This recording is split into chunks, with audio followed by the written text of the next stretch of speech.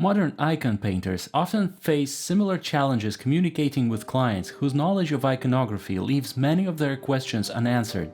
For example, people ordering icons often wonder why the icon painter proposes an image that differs from the original sample provided by the customer, or what influences the icon painter's final choice of colors and imagery. We would like to reduce the distance between icon painters and their clients. Before ordering an icon, let us ask ourselves what is our motive and why we need this painted image.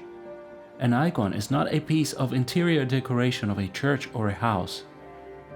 It is a sacred object and a guide in our prayer to God and the saints. It is important to understand that creating an icon is a prayerful work for both the icon painter and the customer. It is through prayer that God sends us an icon painter or a workshop, helps us to come to mutual understanding, and finally reveals the desired image. Choosing a particular icon painter involves trusting him as a professional and a servant of God. The professionalism of an icon painter is expressed not only in good artistic education and practical skills, but also in his accurate knowledge of the canons and history of iconography, his visual experience and iconographic outlook. Typically, the customer does not know the full history behind the image that he chooses as a sample, whereas the icon painter can analyze the quality and canonicity of the presented copy, tracing the entire chain from the modern sample to the prototype. Suggesting a better version of the chosen image, as well as ways to make it better, is a part of the icon painter's job. What does being a servant of God imply in this context?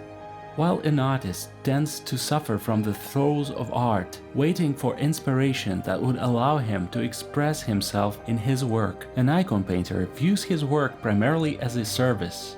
The Lord performs his sacraments through a priest who does not wait for inspiration and begins to serve liturgy at a certain time, realizing his unpreparedness and unworthiness. In a similar way, an icon becomes exposed to the world through the icon painter's prayer and service. Of course, the customer is expected to provide his samples and express his wishes regarding the future icon, which the icon painter would do his best to fulfill.